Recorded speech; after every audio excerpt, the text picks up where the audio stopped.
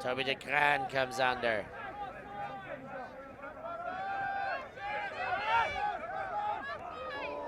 Aaron van der Vega. Looks to Dan Demarais. Demarais to de Gran. He keeps the toes down, and that's the 6th goal on the board for Belgium. I was talking about the job Sam Cameron was doing of limiting de Gran from going deep, really shutting down those options on the big balls. But again, it comes back to what we've been talking about with this new look Belgian side, playing those fundamentals, grinding out those unders. De Gran was unperturbed. He kept working. He never stopped running. He had that fantastic layout grab to save possession. As you look again at the miscommunication that cost GB their opportunity for another break and to keep things rolling. But it's this ability to just keep recycling the disc on top of the incredible athleticism, on top of the non-stop work rate of these players that makes this Belgian side so lethal. It's, in case you were curious, we are currently in the 63rd minute, if my ability to detract 37 away from 100 can be trusted. And we did have timed half because this game has understandably gone on.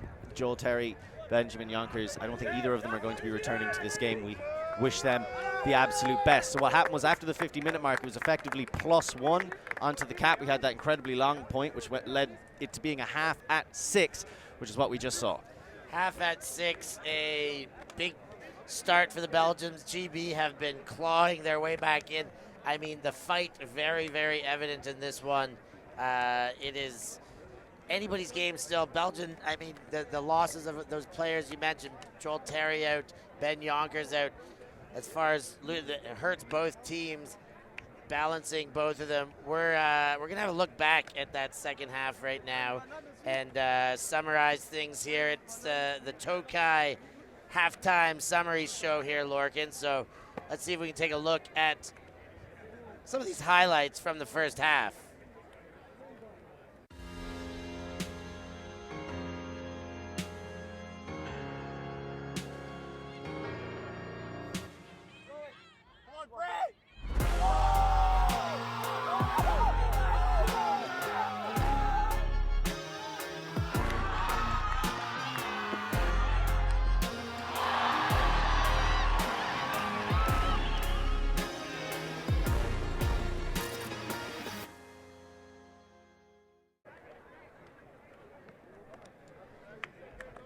And we are back now, and we're going to give you that summary we promised just before the break. It is the Tokai halftime summary.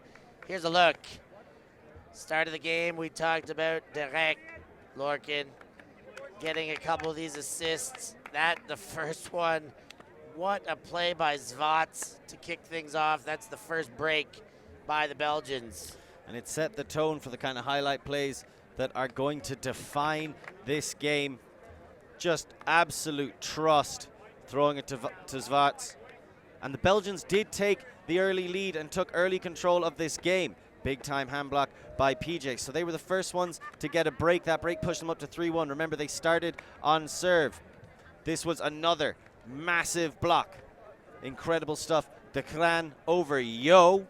I don't know how many people had that on their EUC Open Final bingo card, but they expected to go unticked if they're anything like me. And the Belgians would then push their advantage. We see the huge response. plays both sides. Both sides, both teams being incredible. De Gran maybe feeling himself a little bit too much. It's a lovely shot, but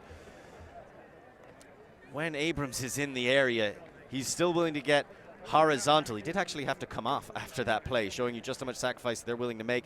Here's a great example of the help defense that the Belgians have been playing, not only just switching responsibilities and passing off assignments throughout the game on the GB players, but also looking for those deep shots, which GB have not been able to pull off with great effect at all. We saw a big block down on a shot from Mead earlier. We saw that one. We saw earlier blocks in this highlight show.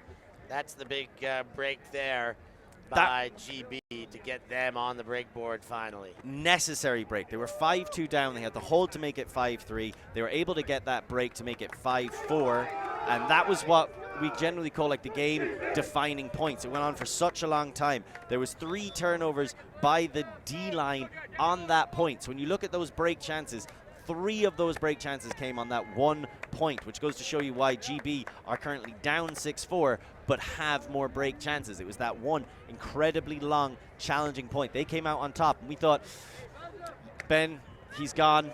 Can the Belgians recuperate mentally? Can they go to the extremities of their squad for their offensive drive going forward? Or is this the moment where GB teams and just soar on? No, they came back. It was a little bit dirty. There was a turnover or two,